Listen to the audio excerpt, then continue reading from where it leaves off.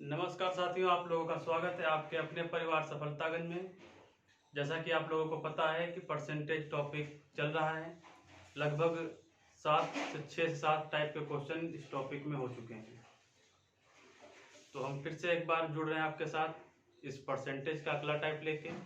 तो साथियों, जैसा कि अभी तक की हमने पिछले वीडियो में देखा कि परीक्षाओं पर आधारित प्रश्न किस प्रकार के एग्जाम में पूछे जाते हैं। उसके बाद हमने देखा कि चुनाव पर आधारित प्रश्न हमारी परीक्षा में किस किस टाइप से पूछे जाते हैं। तो इसी क्रम में आगे बढ़ते हुए देखते हैं जो आपका अगला टाइप होगा प्रतिशत का, वो साथियों होगा जनसंख्या पर आधारित प्रश्न। अब आप सोच रहे होंगे कि सर जनसंख्या पर आधारित प्रश्न कैसे। जैसे कि मान लीजिए आपको किसी क्वेश्चन में दे रखा है कि सर 2 साल पहले की जनसंख्या इतनी थी और 10% के हिसाब से हर साल जनसंख्या की वृद्धि होती है। क्या होती है साथियों? हर साल 10% की वृद्धि होती है। तो आपसे कह देगा कि 2 साल बाद जनसंख्या क्या होगी या वर्तमान में उस नगर की जनसंख्या क्या होगी। इस तरीके से एक क्वेश्चन होगा। अगला टाइप इसी तरीके से लगभग क्वेश्चन होगा और आपसे कह देगा कि 2 साल बाद यदि नगर की जनसंख्या 10,000 है तो 2 वर्ष पहले नगर की जनसंख्या क्या रही होगी यदि प्रत्येक वर्ष 10% की जनसंख्या में वृद्धि हो रही हो। तो कुछ इस तरीके से क्वेश्चन आपके एग्जाम में पूछे जाएंगे। तो साथियों, हम लोग देखते हैं कि क्या क्या क्वेश्चन आपकी परीक्षा में बनते हैं। तो चलते हैं हम लोग इस टाइप की ओर बढ़ते हैं और अपना पहला क्वेश्चन करते हैं। 2-3 बातें आपको ध्यान देना है जो कि मैं पहले ही बता रहा हूं कि जनसंख्या वृद्धि यदि आपसे कह दिया जाए कि 10% प्रत्येक वर्ष होती है, तो आपसे अगर कह दिया जाए कि 2 साल बाद जनसंख्या क्या होगी तो आप क्या कहेंगे? सर अगर एक साल 10% बढ़ेगी तो अगले साल क्या होगी? 20% बढ़ेगी। मान लीजिए अगर आपसे कह दिया जाए कि 10,000 जनसंख्या किसी नगर की है और 10% के हिसाब से प्रत्येक वर्ष वृद्धि होती है, तो 2 वर्ष बाद, कितने वर्ष बाद? 2 वर्ष बाद उस नगर की जनसंख्या क्या होगी। तो आप लोग ये सीधा सा दिमाग लगाएंगे कि सर 10% एक साल, तो 2 साल में कितना? 20%। जनसंख्या क्या बढ़ जाएगी? 20%। और 10,000 का 20% निकाल देंगे और 10,000 में जोड़ देंगे। लेकिन ऐसा नहीं है, सीधे 20% जनसंख्या नहीं बढ़ेगी, क्योंकि जनसंख्या वृद्धि आपको पता है कि सदैव जैसे चक्रवृद्धि ब्याज बढ़ता है वैसे जनसंख्या बढ़ती है। मान लीजिए किसी नगर की जनसंख्या 10,000 है तो अगले वर्ष 10% बढ़ेगी तो कितना हो जाएगी भाई? 10,000 का अगर 10% बढ़ेगी तो आप 10% जोड़ निकाल के इसमें जोड़ देंगे। नहीं तो मैंने आपको बता रखा है कोई भी संख्या सदैव 100% होती है। अब यहाँ पर अगर 10,000 100% है और आपसे कह दिया जाए कि 10% की वृद्धि होती है, तो आप क्या करेंगे? सर 110% हम निकाल लेंगे, तो एक ही बार में पता चल जाएगा कि 10% वृद्धि के बाद जनसंख्या क्या होगी। तो आपको पता है, इसको सॉल्व कर लेंगे, कितना जाएगा?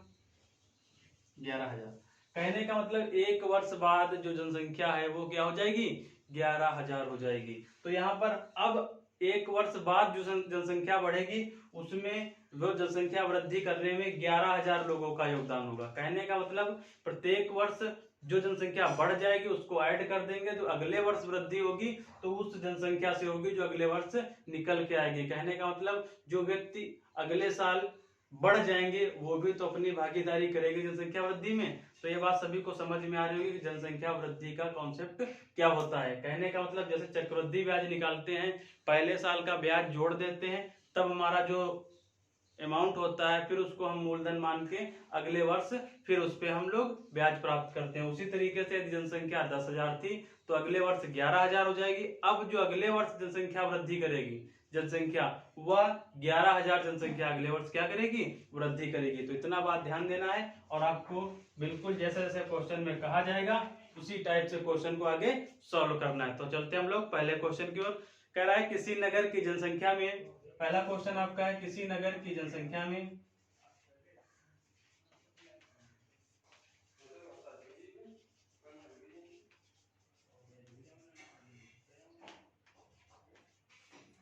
प्रतिवर्ष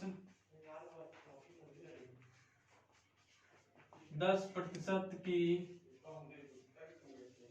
वृद्धि होती है,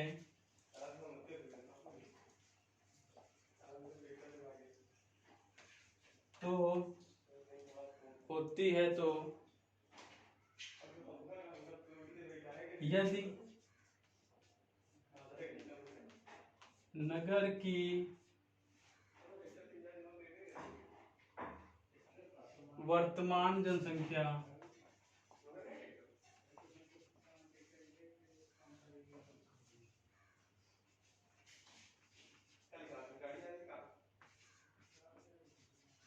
80,000 हो तो 2 वर्ष बाद नगर की जनसंख्या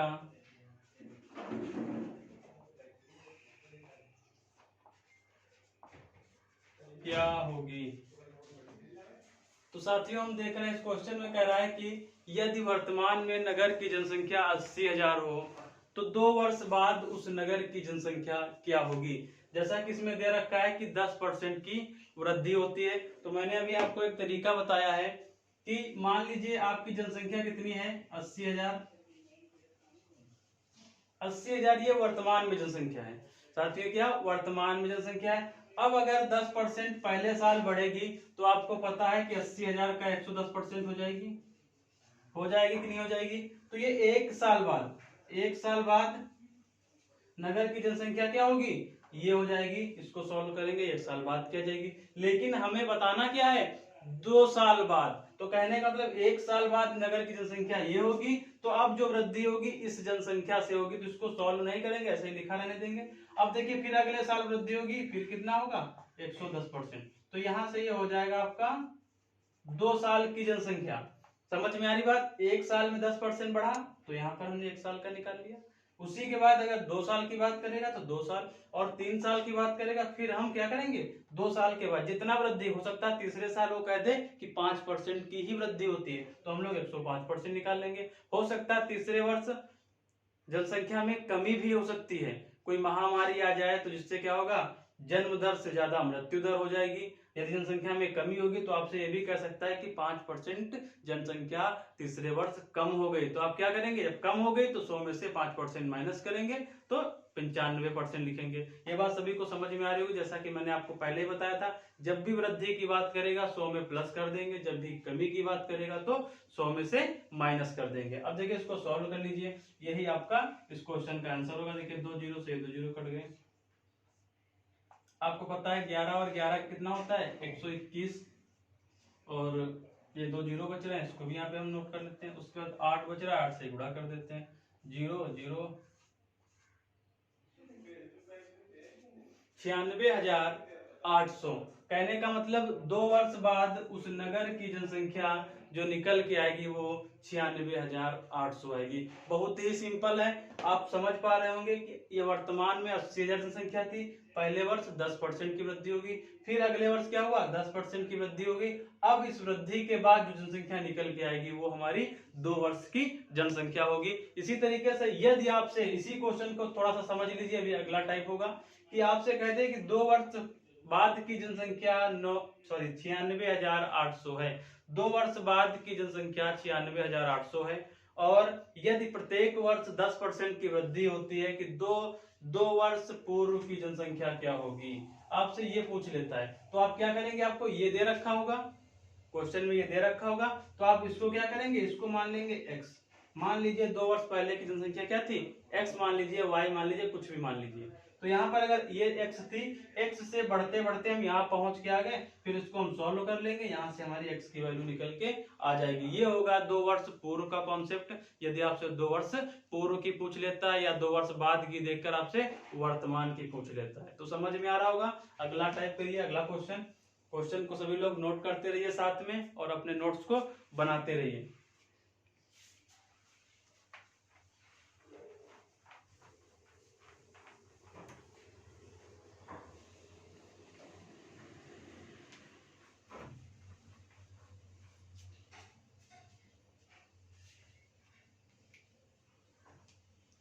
आप लोगों का अगला क्वेश्चन है, किसी नगर की जनसंख्या में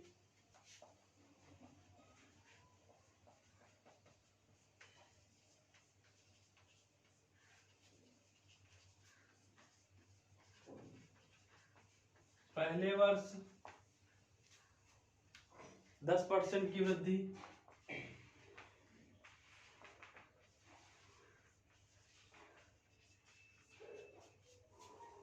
अगले वर्ष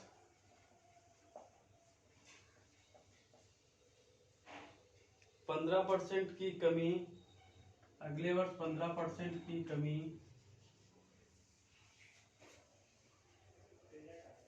तथा तीसरे वर्ष 30% की वृद्धि, 30% की वृद्धि हो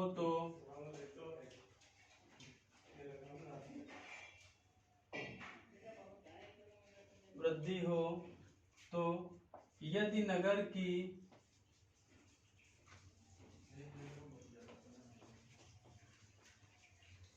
वर्तमान जनसंख्या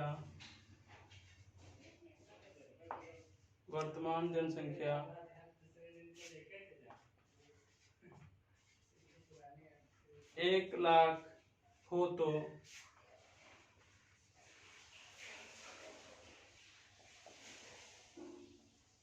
तो 3 वर्ष बाद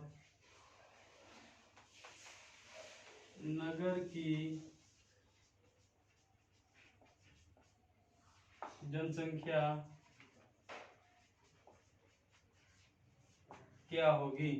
3 वर्ष बाद नगर की जनसंख्या क्या होगी? तो देखिए साथियों, इस क्वेश्चन में क्या कह रहा है?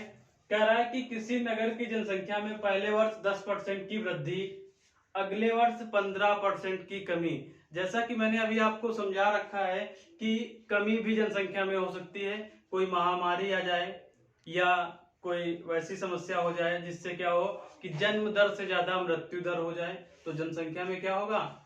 कमी हो जाएगी। भाई जन्म कम हुए, मृत्यु ज्यादा हो गई, तो इसका मतलब जनसंख्या में क्या होगी? कमी आ जाएगी। तथा तीसरे वर्ष फिर 30% की वृद्धि होती है। तो टोटल 3 वर्षों बाद उस नगर की जनसंख्या क्या होगी? तो हमने आपको बता रखा है वर्तमान में जनसंख्या कितनी दे रखा है भाई, 1,00,000 दे रखा है। तो आप क्या करेंगे? 1,00,000 यहाँ पर रख लेंगे। उसके बाद पहले वर्ष 10% की वृद्धि, तो कितनी जनसंख्या हो जाएगी 1 साल बाद? 110%। अगले वर्ष 15% की कमी, तो जनसंख्या क्या हो जाएगी? 85%। फिर अगले वर्ष 30% की वृद्धि, तो जनसंख्या क्या हो जाएगी? 130%। ये बात सभी को समझ में आ रही होगी। अब देखिए इसको सॉल्व कर लेंगे। 2 जीरो से ये 2 जीरो कैंसिल हो गए, ये 2 जीरो से ये 2 जीरो कैंसिल हो गए, और एक ये कैंसिल हो गए। आपका ये बच रहा है 11 गुणे 85 गुणे 130। ठीक है, अब देखिए इसको सॉल्व कर लीजिए। 11 से गुणा करें 55, 11 के 88 और 88 5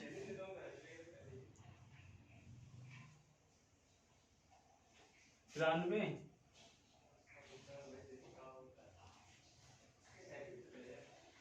गुणे 130। अब देखिए इसको और हम आगे सॉल्व करेंगे तो ये आपका आ जाएगा 1,21,550। कहने का मतलब जो 3 वर्ष बाद की जनसंख्या होगी वो 1,21,550 निकल कर आ जाएगी। तो यहाँ पर इस क्वेश्चन में थोड़ी सी बात आपको समझना है कि जब भी कमी की बात करेगा, साथियों जब भी कमी की बात करेगा तो आपको क्या करना है? 100 में से माइनस कर लेना है। ये मैं बात आपको कई बार बता चुका हूँ कि जब भी कमी की बात करेगा तो हम 100 में से माइनस कर लेंगे, और जब भी वृद्धि की बात करेगा तो साथियों हम 100 में से प्लस कर लेंगे। तो इतनी बात सभी को समझ में आ रही होगी कि हो सकता है एक ही क्वेश्चन में कमी और वृद्धि दोनों पूछ ले, जैसा कि इस क्वेश्चन में दे रखा है। हो सकता है कि कमी वाला क्वेश्चन आपसे अलग पूछे, वृद्धि वाला अलग पूछे। 2 साल में एक ही रेट से वृद्धि हो सकती है और अलग अलग रेट से भी वृद्धि हो सकती है। तो जैसा भी क्वेश्चन में कहा जाएगा उसको हम इसी तरीके से सॉल्व कर लेंगे। बाकी आपको कोई भी ट्रिक, कोई फॉर्मूला नहीं याद करना है, जैसा जैसा दे रखा है बस उसी को हम बढ़ाते चले जाएंगे। अगर कमी की बात करेगा तो हम साथियों घटाते चले जाएंगे। तो हम लोग चलते हैं अपने अगले क्वेश्चन की ओर।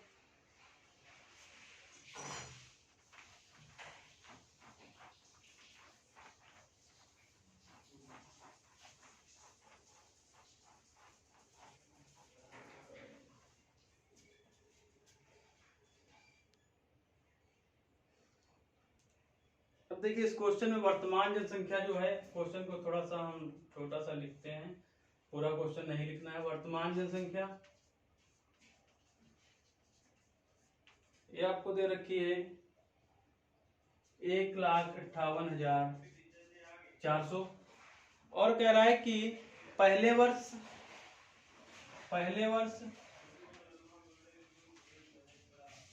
10% वृद्धि, उसके बाद दूसरे वर्ष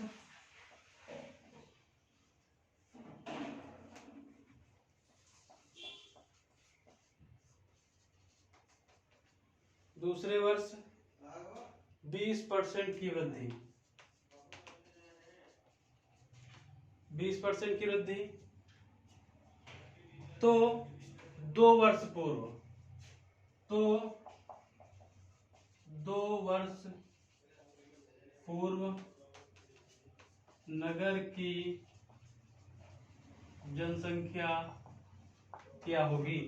तो देखिए साथियों इस क्वेश्चन में क्या दे रखा है, आपको 2 बातें दे रखी है। एक तो आपको बता रखा है कि 1,58,400 वर्तमान में उस नगर की जनसंख्या है, और आपसे कह रहा है कि पहले वर्ष 10% की वृद्धि हुई और दूसरे वर्ष 20% की वृद्धि हुई। अब आपको बताना है कि 2 वर्ष पूर्व यानी 2 वर्ष पहले उस नगर की जनसंख्या क्या थी। तो साथियों आपको पता है वर्तमान से 2 वर्ष पहले जाएंगे तो आपको क्या होगा, पीछे लौटना पड़ेगा, पीछे लौटना पड़ेगा। तो जो वृद्धि हुई होगी वो 2 वर्ष पहले वाली जनसंख्या से वृद्धि हुई होगी। जैसा कि आप लोग मान लीजिए ये वर्तमान में जनसंख्या है, और अब आपसे कहते हैं कि 2 वर्ष पूर्व, 2 वर्ष पूर्व पूछ दे तो 2 वर्ष पूर्व जो भी जनसंख्या रही होगी, मान लीजिए क्या रही होगी, x जनसंख्या रही होगी ना साथियों। अब जो बढ़कर आएगी यहाँ पर 1,58,400, ये 2 वर्ष बाद यानी वर्तमान की बात कर रहा है, लेकिन अगर हम 2 वर्ष पहले से बात करें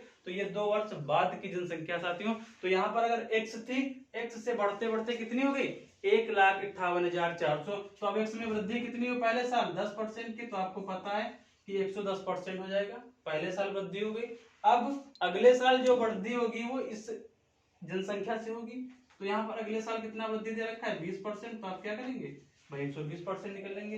अब ये 2 वर्ष बाद जनसंख्या निकल कर कितनी आ गई, 1,58,400। तो ये हो जाएगी आपकी इस जनसंख्या के बराबर। होगी कि नहीं होगी भाई, ये हमने x 2 वर्ष पहले मानी थी, पहले साल वृद्धि हुई इतनी होगी, दूसरे साल वृद्धि हो गई, ये जनसंख्या निकल कर आ गई। अब जो ये जनसंख्या होगी ये भाई 2 वर्ष पहले से वर्तमान की होगी, और यहाँ पर वर्तमान की जनसंख्या दे कितनी रखा है, 1,58,400। तो हम दोनों जनसंख्या बराबर कर देंगे भाई, वर्तमान में जनसंख्या निकल के आ गई, वर्तमान में ये जनसंख्या निकल के आ गई, हमने दोनों को क्या किया, बराबर कर दिया। अब देखिए उसको सॉल्व कर लेना है। x हमने 2 वर्ष पूर्व की जनसंख्या मानी थी, वही आपका क्या होगा, x आंसर होगा। अब देखिए इसको सॉल्व करिए, ये 2 जीरो कैंसिल हो गए। अब देखिए और तो कुछ नहीं कट रहा है। अब इसको हम काट लेते हैं, 11 से काट लें, 11 कम 11 बचा कितना, 4 और 44, फिर 4 बचेगा, फिर 44, 0 0।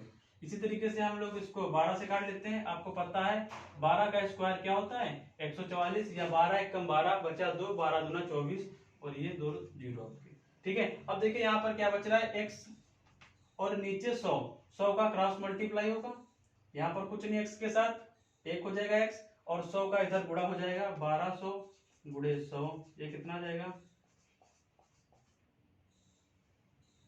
1,20,000।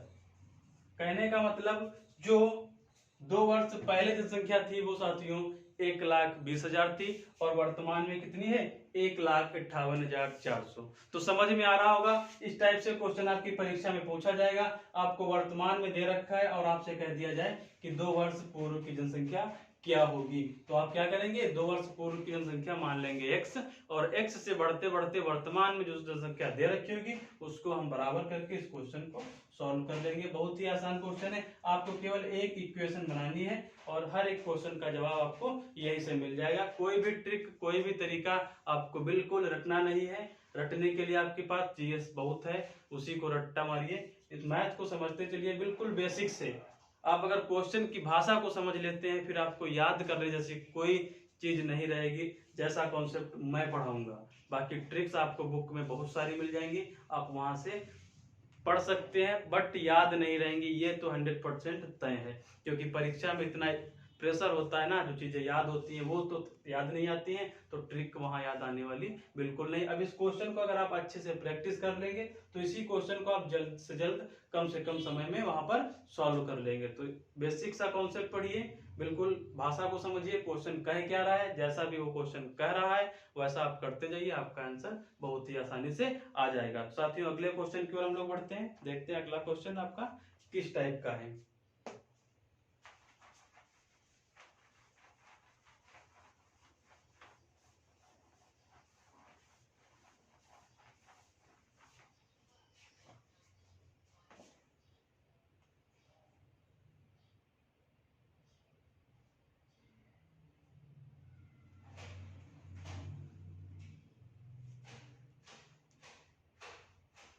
अब देखिए क्या कह रहा है, किसी नगर की जनसंख्या पहले वर्ष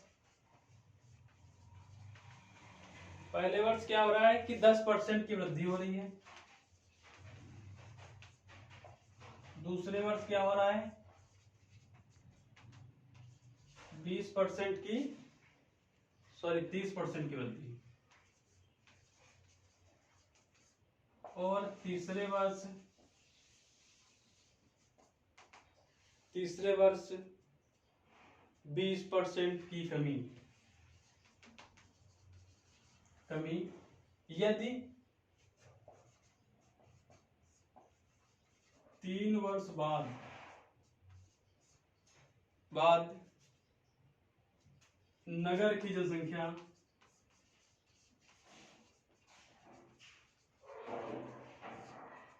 कितनी है 1,71,600। 3 वर्ष बाद नगर की जनसंख्या 1,71,600 है, तो वर्तमान जनसंख्या क्या होगी।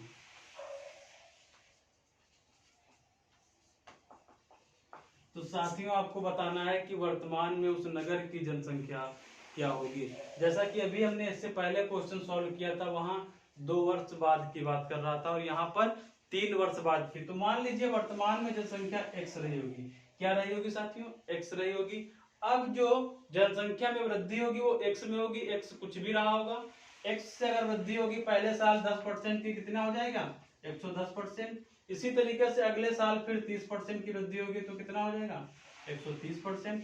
इसी तरीके से अगले साल फिर कमी होगी, तीसरे साल क्या होगी कमी। तो मैंने आपको बता रखा है जब भी कमी होगी तो जैसे हम 100 में से जोड़ रहे थे वृद्धि में, तो कमी में क्या करेंगे 20 माइनस कर देंगे तो कितना आ जाएगा 80%। ये बात सभी को समझ में आ रही है कि हमने 80 क्यों लिखा भाई, 20% की कमी हो रही है। अब जो 2 साल बाद जनसंख्या थी वो 100% थी, इस 100% में कमी आएगी तो 80/100 हो जाएगा, यानी कि 20% की कमी हो जाएगी। अब 3 वर्ष बाद जो निकल कर जनसंख्या आएगी वो यह आएगी, और ये आपको कितना दे रखा है 1,71,600। ये जनसंख्या आपको 1,71,600 जो कि क्वेश्चन में आपको दे रखा है। तो देख लीजिए x जनसंख्या हमने 3 वर्ष पहले मानी, पहले साल वृद्धि हुई 110/100, अगले साल फिर वृद्धि हुई तो 130/100, अगले साल फिर क्या हुआ 80% हो गया क्योंकि भाई 20% की कमी हुई, और उसके बाद जनसंख्या निकल के क्या गई 1,71,600। अब देखिए इसको सॉल्व कर लेंगे, x का मान जो होगा वो आपकी जो होगी नगर की वर्तमान जनसंख्या होगी। अब देखिए इसको सॉल्व करते हैं,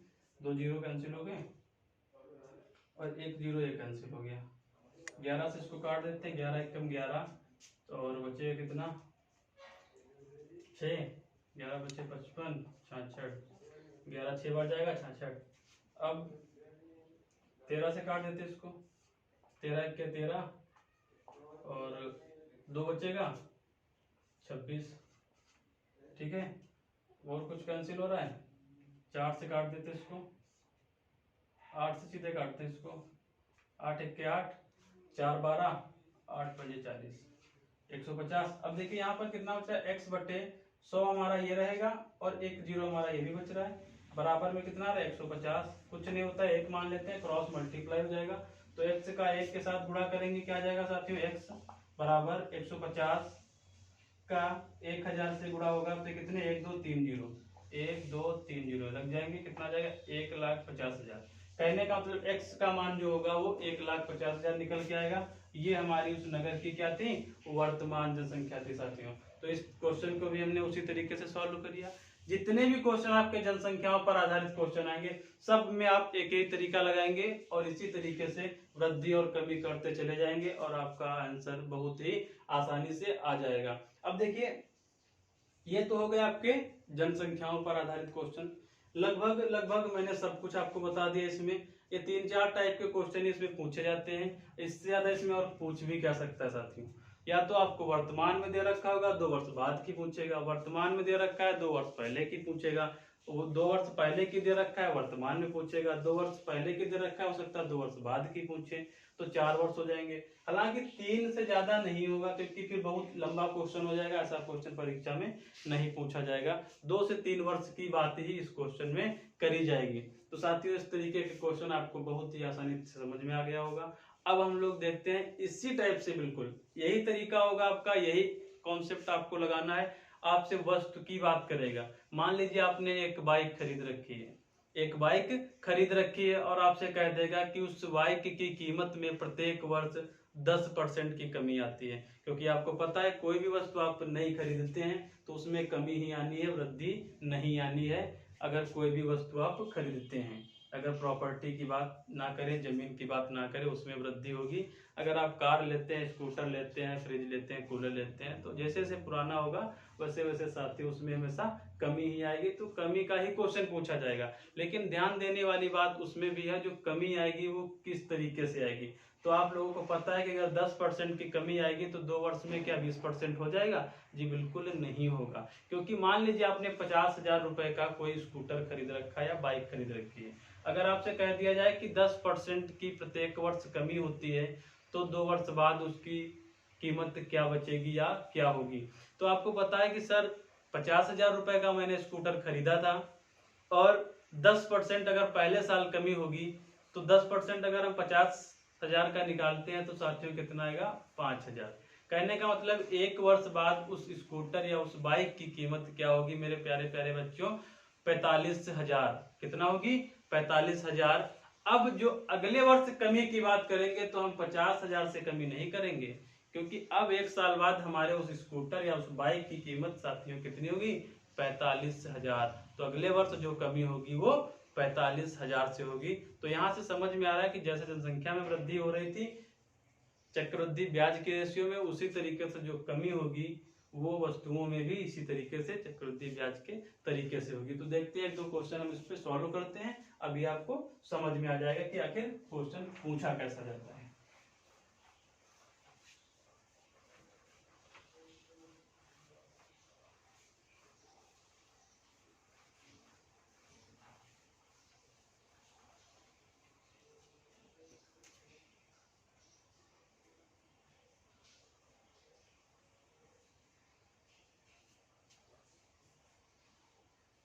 एक स्कूटर के कीमत में, पहला क्वेश्चन लिखिए, एक स्कूटर के कीमत में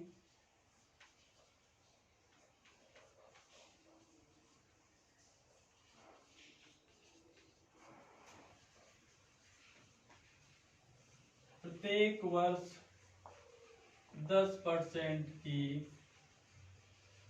कमी होती है, कमी होती है यदि स्कूटर की वर्तमान कीमत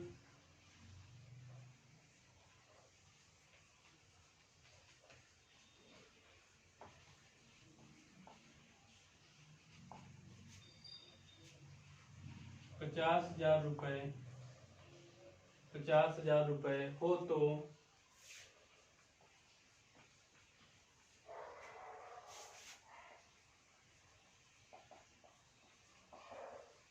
दो वर्ष बाद स्कूटर की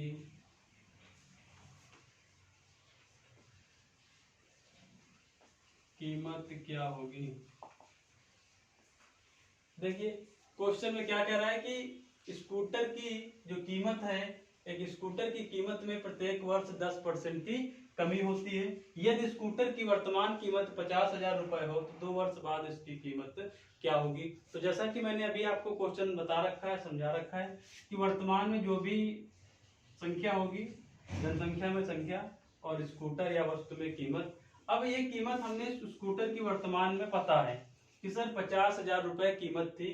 पहले वर्ष जब 10% की कमी होगी तो आपको पता है कितना रह जाएगा एक साल बाद, 90% रह जाएगा कि नहीं रह जाएगा साथियों, रह जाएगा। जैसा कि मैंने अभी आपको बताया था 10% निकाल लेंगे 5,000, 50,000 में से माइनस कर लेंगे तो 45,000। तो हमें पता है कि उस तरीके को हमें नहीं करना है भाई, इसमें दो बार काम करना पड़ेगा, एक बार 5% निकालना पड़ेगा, फिर इसमें से माइनस करना पड़ेगा, जो कि हमें नहीं करना है। सीधे 90% निकालेंगे, ये भी आपका 45,000 ही आएगा।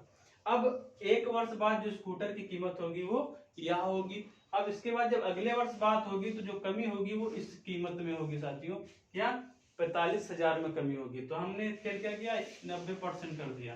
क्यों? क्योंकि अगले साल भी 10% की कमी हो रही है, हो सकता है अगले साल 5% की हो, तो हम 95% करेंगे।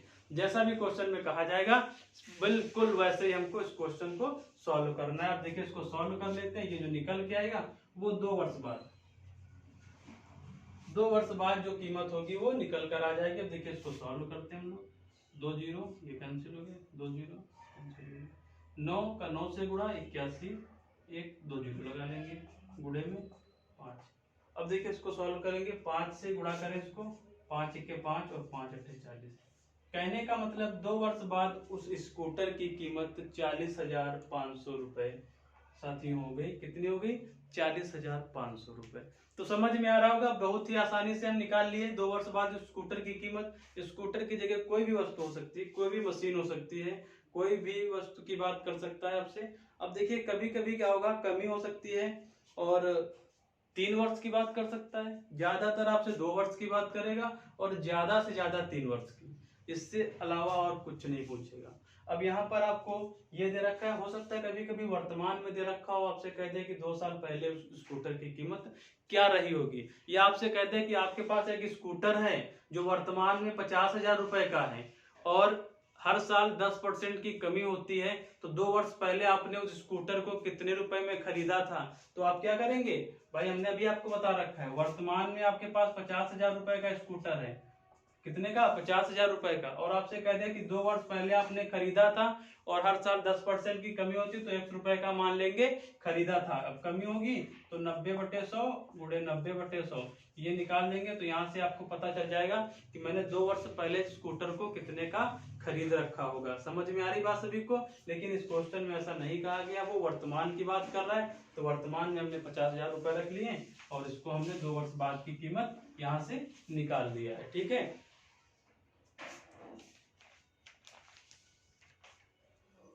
साथियों इस तरीके से क्वेश्चन आपका पूछा सकता है। एक क्वेश्चन और कर लीजिए वस्तुओं पर ही कि किस तरीके से होगा।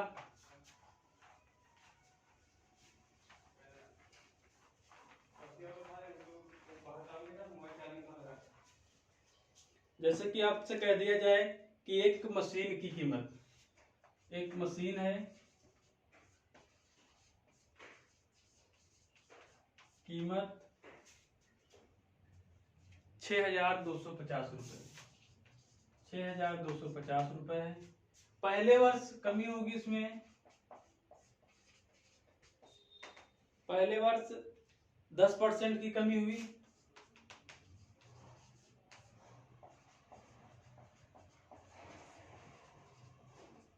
दूसरे वर्ष 20% कम हुआ और तीसरे वर्ष 30% कमी हुई। तो 3 वर्ष बाद मशीन की कीमत आप लोगों को बताना है। जैसे कि आपको मैंने अभी बता रखा है, स्कूटर का क्वेश्चन मैंने करवा रखा था, उसी तरीके से मशीन का क्वेश्चन भी आप देखिए, इसमें कुछ भी नहीं करना है। वर्तमान में जो संख्या क्या दे रखा है 6,250। सर पहले साल कमी कितनी हुई 10% की, तो कितना हो जाएगा 90/100। और फिर अगले साल क्या होगी कमी, कितना 20% की, तो कितना लिखेंगे साथियों 80/100। क्यों? क्योंकि 20% की कमी हुई। इसी तरीके से अगले साल 70/100। क्यों? क्योंकि तीसरे वर्ष 30% की कमी हो रही है, 30% की क्या हो रही है, कमी हो रही है। अब देखिए इसको सॉल्व कर लेंगे। ये 3 वर्ष बाद आपकी मशीन की कीमत आ जाएगी। देखिए 1 0 ये 2 0 कैंसिल हो गए, और ये तो 0 कैंसिल हो गया। और कुछ कटने वाला है?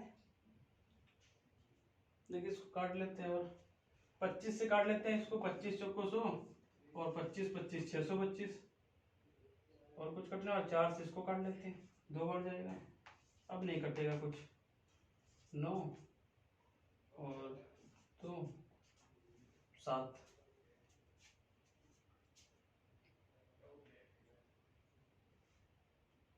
अब देखिए इसको कैसे सॉल्व करेंगे कि हम बहुत ही आसानी से कर सकें। 25 को ऐसे हम संख्या से गुणा कर लें जिससे हमें 0 प्राप्त हो जाए, या 100 या 50 जैसा है कुछ। अब हम 25 को अगर 2 से गुणा कर दें तो साथियों कितना हो जाएगा? 50 हो जाएगा कि नहीं हो जाएगा? 25 का 2 से गुणा किया 50, गुणे में 9 7 63। इतना कर सकते हैं। देखिए कैलकुलेशन को भी हमें आसानी से करना है कि कैलकुलेशन कैसे कम से कम और सरल से सरल कर सकें, नहीं तो उसी में आप फंस जाएंगे। उसी 3 घंटे गुणा भाग जोड़ घटाना करते रहेंगे। देखिए यहाँ पर आ गया आपका, ये निकल के आ गया। हमने 25 को 2 से क्यों गुणा किया? भाई 9 से भी कर सकते थे, लेकिन 9 से करने पर क्या कहीं पर 50 100 150 बनता? नहीं बनता। साफ साफ हमें दिख रहा है कि 25 को 2 से गुणा कर ले सर 50 बन जाएगा, और 9 सते 63 हो जाएगा। अब देखिए 63 को हम 5 से आसानी से गुणा कर सकते हैं। तो 5 के 15, 5 का 30 और 1 31, 1 0 लगा देंगे। ये हमारा आसानी से निकल के आ गया। अब इसी क्वेश्चन को अगर आप ऐसे करते हैं, देख लीजिए, अगर इसी क्वेश्चन को आप 25 का, ये 9 से था और 2 से और 7 से था, 25 का 9 से गुणा करते कितना था? 225। 25, हाँ 225 गुणे में 7 दूनी 14। अब देखिए इसको कैलकुलेशन करने में आपको थोड़ा सा समय ज्यादा लगता, बिल्कुल हमने यहाँ पर आसानी से कर दिया। 25 का 2 से 50 और 9 का 7 से 63, ये आपका आ गया 3150। इसी तरीके से कैलकुलेशन को आसान करना है, ना कि ट्रिक से। जो यूट्यूब पर बहुत सी ट्रिक दे रखी है कि 99 का इससे गुणा किया जाए तो ये आ जाएगा, वो पर्टिकुलर कुछ संख्याओं पर ही लगती हैं। तो आपको ट्रिक याद रहती है तो अच्छी बात है, एक आध आप याद कर सकते हैं, नहीं तो आपको अपने आप से कैलकुलेशन देखना है कि किस तरीके से हम जल्द से जल्द सॉल्व कर ले। नहीं तो परीक्षा में क्या होगा, ट्रिक तो आपको बहुत मजा आएगी यूट्यूब पे देखने में, सारी इतनी बड़ी संख्या थी उसको ऐसे सॉल्व कर दिया, लेकिन वो उसी संख्या पर लगेगा। क्या एग्जाम में वही संख्या पूछी जाएगी? ये जरूरी थोड़ी ना। आपको क्या करना है, अपने खुद से कैसे हम उस क्वेश्चन को या उस सिंप्लीफिकेशन या जो संख्या डिजिट दे रखी है उसका मल्टीप्लिकेशन जो भी दे रखा हो, कैसे हम आसानी से कर सकते हैं, ये आपको स्वयं से ध्यान देना है कि हम कैसे कर सकते हैं।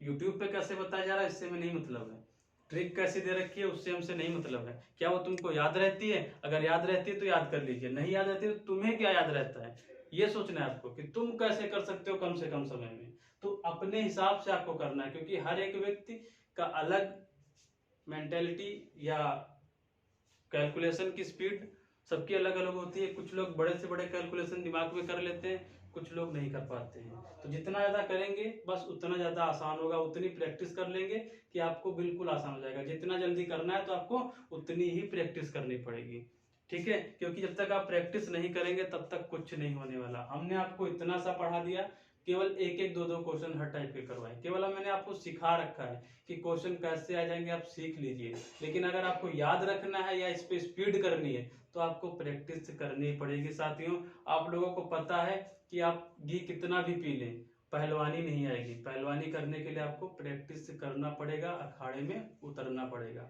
तो ताकत हो ये जरूरी नहीं कि आप जीत जाएंगे। प्रैक्टिस कितनी करते हैं ये जरूरी है, जितनी ज्यादा प्रैक्टिस करेंगे उतनी ही स्पीड आएगी। तो आप लोग प्रैक्टिस ज्यादा से ज्यादा करिए। और प्रैक्टिस करने के लिए अगर आपको मैं बता दूं तो बेस्ट मटेरियल आपका प्रीवियस ईयर पेपर होते हैं। जो भी आप टॉपिक पढ़िए प्रीवियस ईयर पेपर उठाइए, देखिए सॉल्व होता है कि नहीं होता है। मैं बहुत अच्छा पढ़ाता हूँ ये जरूरी नहीं है, मुझे लगता है मैं अच्छा पढ़ाता हूँ, लेकिन ये जरूरी नहीं कि सत्य हो कि मैं बहुत अच्छा पढ़ाता हूँ। लेकिन ये जरूरी है कि अगर आपने हमसे पढ़ लिया है उसके बाद उस टॉपिक को प्रीवियस ईयर क्वेश्चन को सॉल्व किया है, अगर आप सॉल्व कर पाते हैं तो जरूर हम अच्छा पढ़ाते हैं। जो भी टॉपिक मैं पढ़ा रहा हूँ उस टॉपिक के आप प्रीवियस ईयर क्वेश्चन उठा लीजिए।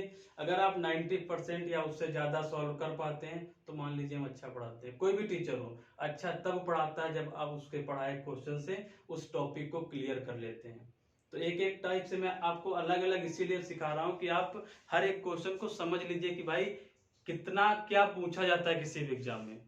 जब तक कि हमें पता नहीं होगा कि क्या क्या पूछा जाता है, कितने टाइप का पूछा जाता है, हम नहीं कर पाएंगे। एग्जाम्पल के लिए आपको मैं 2-3 बातें बता रहा हूँ। मान लीजिए आपको किसी तालाब में छोड़ दिया जाता है। अगर आपको पता है कि ये तालाब है और उसकी बाउंड्री आपको पता है, तो आप कहीं ना कहीं एक किनारे से निकल जाएंगे। क्यों? क्योंकि आपको पता है कि हम तालाब में हैं और उसकी एक बाउंड्री है। लेकिन अगर आपको किसी समुद्र में छोड़ दिया जाए साथियों, और आपको पता ना हो कि इसका और छोर किधर है, किधर टापू मिलेगा, किधर किनारा मिलेगा, तो आप उसी में डूबते रहेंगे, ढूंढते रहेंगे, किनारा नहीं मिलेगा। तो सर्वप्रथम आपको देखना है उसका एरिया कितना है, बाउंड्री कितनी। जैसे आपका कंपटीशन, ये भी बहुत ही बड़ा देखा जाए सिलेबस है, आप पता नहीं कर पाते। लेकिन आपको जो भी आपका एग्जाम है उसका सिलेबस देखिए कि हमें कितने एरिया में जाना है, या मतलब कितने जो तैयारी को, कितने टॉपिक्स को पढ़ना है, कहाँ कहाँ से हमको क्वेश्चन परीक्षा में मिलेंगे, कहाँ से ज्यादा आएंगे, कहाँ से कम आएंगे, ये जरूरी है आपको जानना।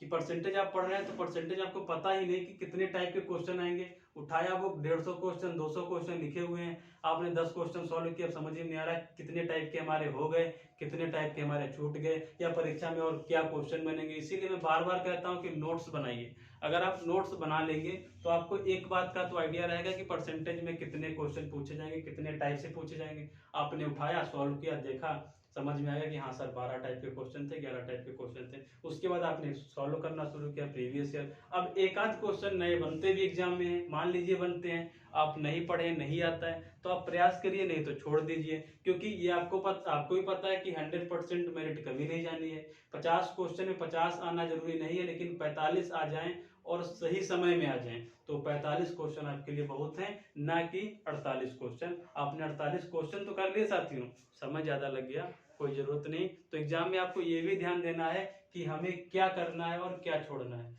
छोड़ना भी आना चाहिए, क्योंकि अगर आपको वो नहीं आता है तो भी आपको दिक्कत होगी। एक आध क्वेश्चन तो ऐसे डालेगा एग्जामिनर कि आप उसी में फंस जाएं और जूझते रहें कि हाँ हमको मैथ बहुत आती है, कैसे नहीं आएगा क्वेश्चन, आएगा क्यों नहीं। तो ये भी नहीं करना है, हमें कम समय में जल्द से जल्द करना है।